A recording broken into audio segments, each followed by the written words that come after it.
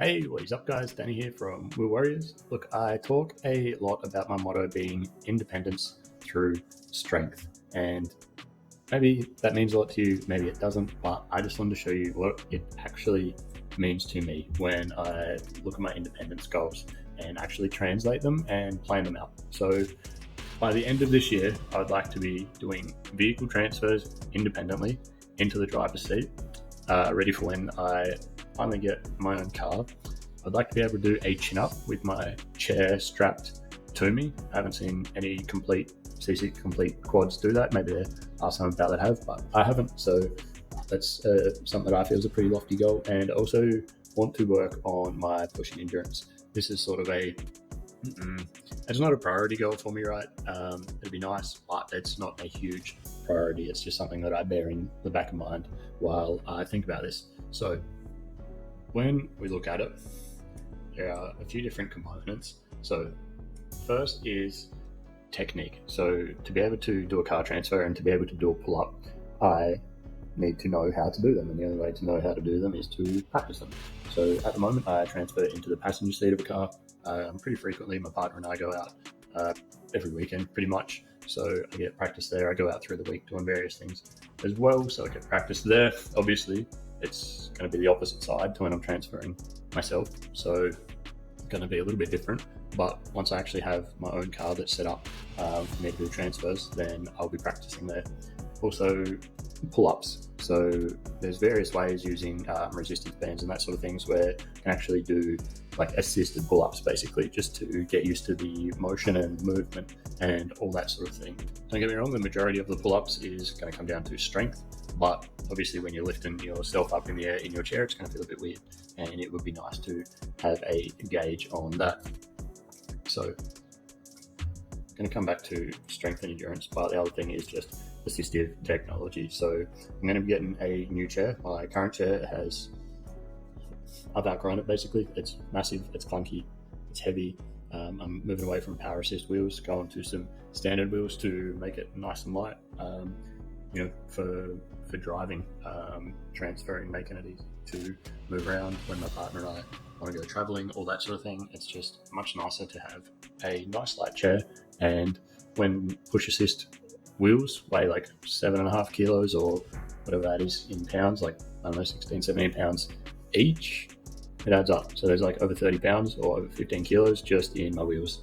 The chair's pretty clunky, so there's probably like another 8 kilos, or so like 18 pounds in that. So approaching like 25 kilos, 50 pounds, somewhere around that for my chair, which is ridiculous. So I'm getting a nice light one. Should come in under, I think it's going to come in like under 4 kilos just for the chair itself, which is like 10 pounds. So it'll be different. It'll make it easier to do pull-ups as well, because I want to do pull-ups from my chair. So this is where it gets interesting: strength and endurance. So training obviously being one of the main components, supplements, nutrition, and recovery. We're going to cover all these, but we'll look at training first. So what that's going to look like is 4 weight days and 2 endurance days. Because the endurance days are a level priority, I will fit them in around the weights days whenever it feels best. I do not want them to detract from my recovery, from my weights training sessions. And if they start to do that, then I will drop down to 1 or drop the intensity or whatever it may be. Endurance is not enough of a priority to override my goal of independent car transfers and doing a chin up, basically. So endurance will be planned, and then we'll see how it goes. I do still do some low intensity cardio. I try to do it pretty much every day. These endurance days would be like hill climbs. Like I'll just find a big ass hill and push my chair up, but basically time myself, have rest at the top, go back to the bottom, do it again. Or I might look at getting an iron bike with some adjustable resistance, or just some heavy split ropes, so everything's weather friendly. I can stay inside with split ropes on the iron bike if it is pissing down with rain, because fuck climbing up hills in the rain. Alright, I'm sure you're all with me there. So the progression of that will essentially just be trying to do it for better and better times, or go further and further, whatever it is. I'm not too concerned about endurance. It's just a nice to have.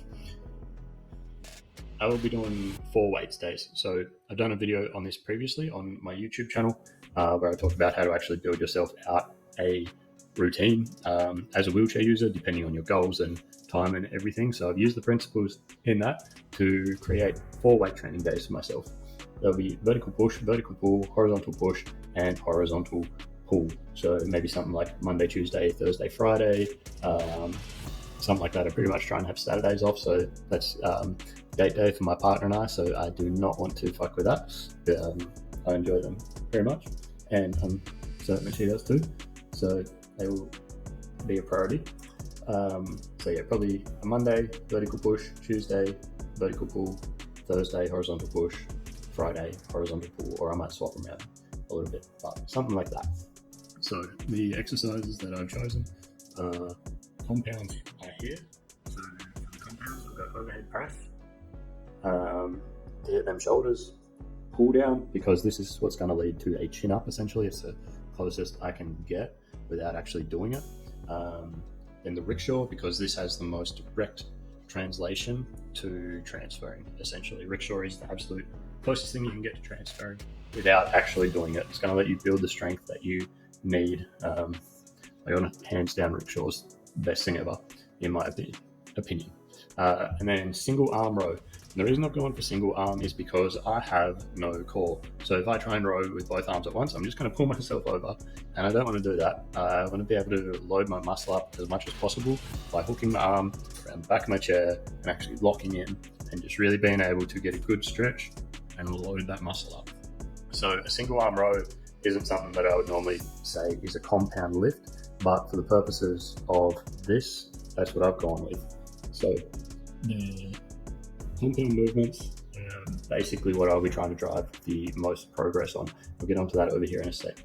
But there will be accessory movements. So accessory to overhead is chest press. So we have a vertical push compound, and then a horizontal push accessory movement. And then the other one will be lateral raises. So that's just like your delt raises basically. So we'll be hitting the front delts here, and then side delts here. And then vertical pull, I'll be doing pull downs again, trying to drive most of my progress through this. And then accessories are going to be face pulls to try and get some rear delts in there, because one of my main weaknesses at the moment is my rear delts, and actually being able to bring the pull down to a lockout position requires a decent amount of rear delts that I don't currently have. So face pulls will be in there, and then some shrugs as well, just because having traps looks fucking cool. Nothing makes you look big like a fat set of traps, which I don't really have right now, but we will get there. Horizontal push, rickshaw, obviously directly mimics transfer motion, so we'll be trying to drive as much progress as possible in that. So this is a horizontal push compound, and then I'll be doing shoulder press, so a vertical push accessory. Now the difference between shoulder press and overhead press is the shoulder press will be done independently in terms of like sides. So shoulder press may be done with dumbbells or kettlebells, whereas overhead press will be done with a barbell or a Smith machine or something like that. So the shoulder press being 2 individual sides will bring in a lot of like stability and that sort of thing. A little bit of a boogie. So that should help with some of the stabilizer muscles and that sort of thing. And then we'll do some front raises, which is, I don't quite have the room under my desk here, but literally just like raising your hand out in front of you. So we'll be probably hitting some front delts here, a little bit of chest that I do have, some more front delts here, and some more front delts here. So we'll be smashing the piss out of the front delts basically.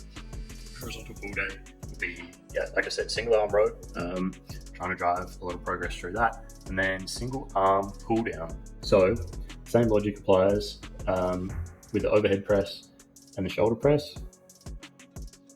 compared to the pull down and the single arm pull down. So it's single arm pull down is going to allow me to really isolate the side, and put in, if I end up with a lagging side, which I currently have, this right side, I'll be able to put in some extra volume on that to try and pick it up to match the stronger side.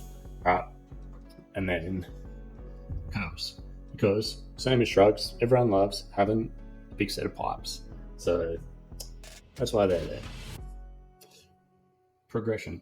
The two most important lifts for me this year are going to be the rickshaw, because it directly translates to transfers, and the pull down because it directly translates to chin-ups. So these are the ones that I have essentially worked out where I am and where I need to be at. So rickshaw, currently got 100 kilos worth of plates stacked on it. I estimate that if I get to around 150, that's going to make my transfers a shitload easier. So it's March at the moment, so I've just gone 9 months, give myself 9 months. I need to be adding 5.5 kilograms per month, essentially, in my lifting capacity on the rickshaw. So that makes it super easy to reverse engineer and figure out the progress that I need to make each week to actually hit this goal by the end of the year. Same with the pull downs. I've estimated that I'm currently pulling down around 50 kgs because I can lift my ass about 4 inches out of my seat at the moment. I'm guessing, this is a bit of a rough guess, but I'm around 78 kilos at the moment. I imagine I'll probably finish this year up around 82, something like that. Plus my new chair, I've allowed a little bit of a margin in there of 8 kilos. So I reckon I will need to be able to lift 90 kilos to do one chin up. Ideally, I'd like to do more and add more, but this is sort of bare minimum, right? I need to add 4.5 kilos a month to the pull downs. So seems reasonable enough, right? You know what I'm saying? So that's basically what the training will look like. This is going to be the priority, specifically the progression on these two. So if I find that any of these excesses start fucking with my progress on the rickshaw or the pull down, I will drop them. If I find that the endurance training is messing with my weights training, then I will drop them. Right. Now, the next thing we're going to chat about is supplements. So the reason I put these next, they're not as important as nutrition, but as someone with a spinal cord injury, there are certain supplements that are really going to help with training, neural drive, that sort of thing. So something that I've been struggling a lot with lately is that all the pre-workouts I've been trying, and to be honest, the majority of pre-workouts on the market have a lot of pump ingredients in them. So it's designed to fill your muscles up with blood, and they can be a good thing, like driving nutrients in there and all that sort of thing. But the problem is a lot of them work by vasodilation, so opening up your blood vessels.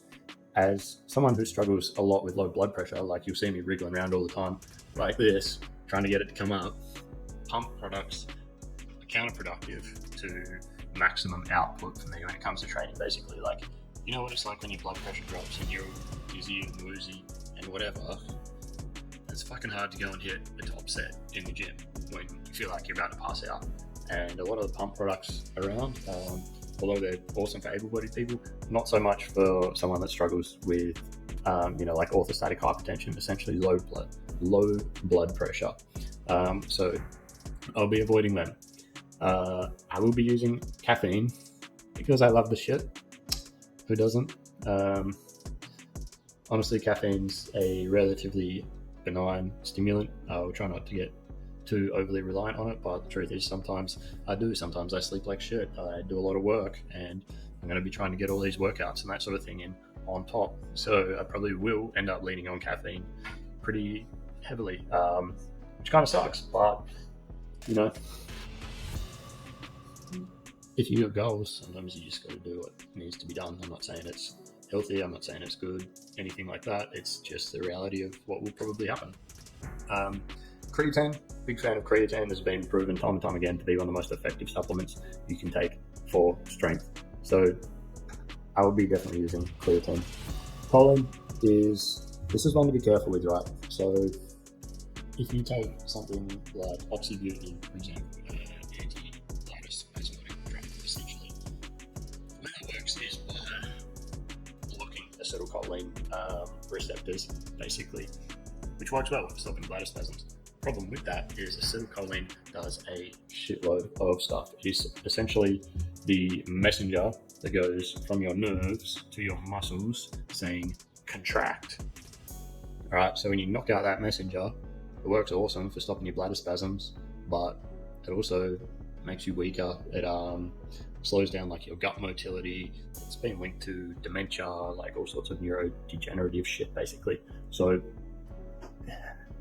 choline's a supplement to be careful with, because if you overdo it, it can lead to increased bladder spasms. I've done that in the past. I took a pre-workout that had a heap of choline in it that I was unaware of, and ended up pissing the bed all night because my bladder would not stop spasming. All right, so this is one that I'll be starting low and slow and titrating upwards, basically.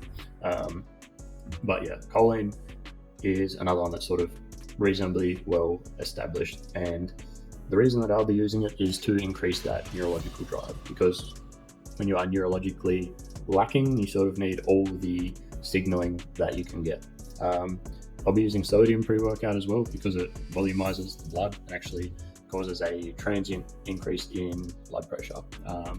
Basically, I'll be using this pre-workout so that my low blood pressure doesn't fight with me when I'm halfway through a sick session.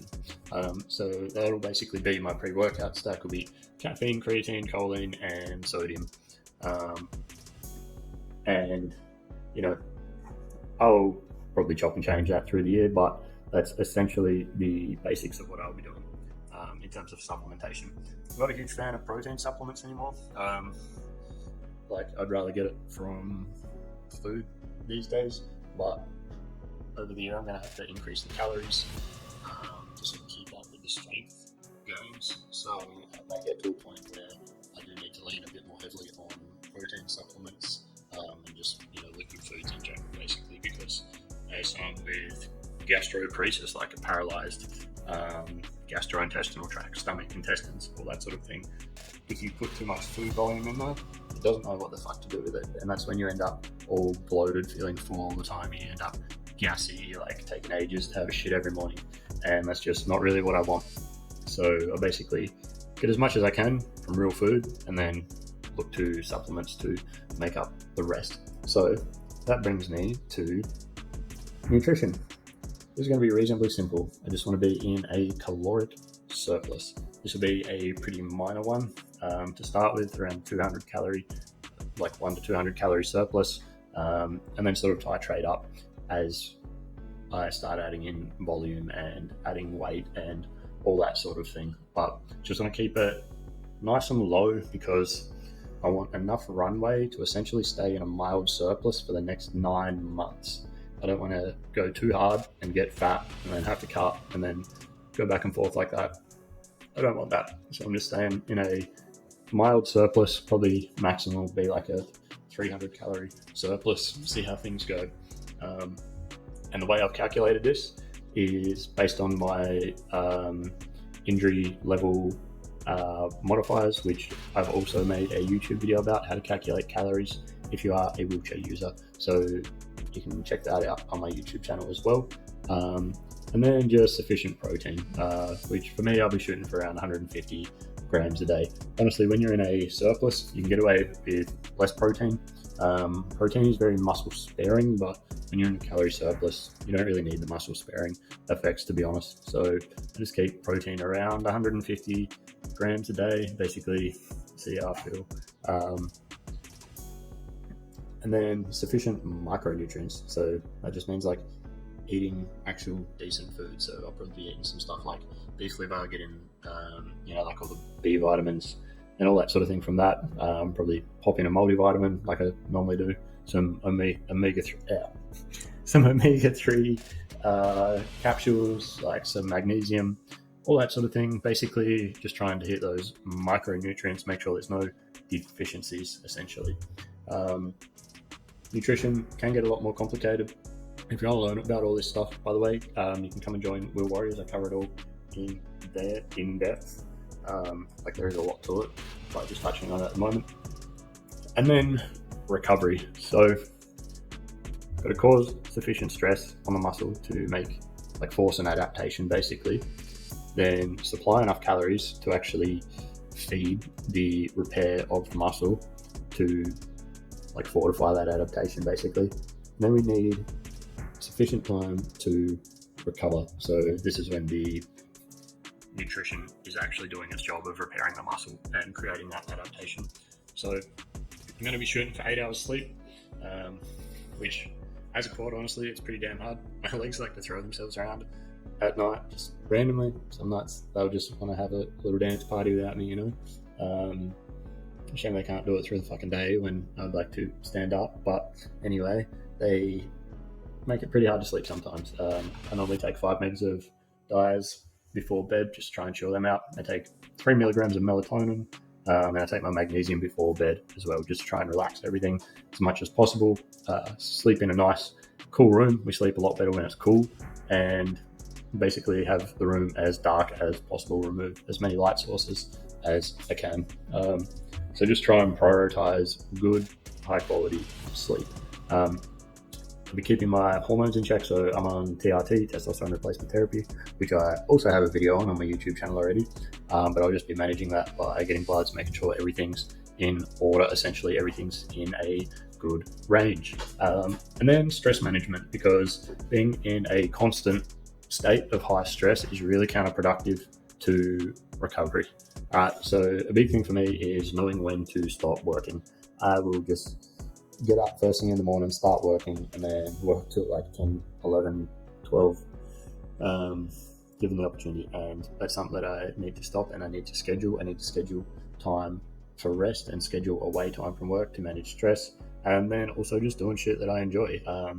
Like hanging out with my partner, with my friends, just sort of getting out in the sun, whatever it is, just de-stressing. And then number 4 is regulate training. So that's like, if I start getting some pain in my shoulders or whatever, I'll go, all right, these endurance sessions need to go. Or, if I start getting pain in my elbows, I might be like, all right, I'm doing too many exercises that are, elbow flexion, basically. So that's sort of just a self-regulating based on how things are feeling. There's a difference between muscle pain and joint pain, and knowing the difference can be really important in preventing injury.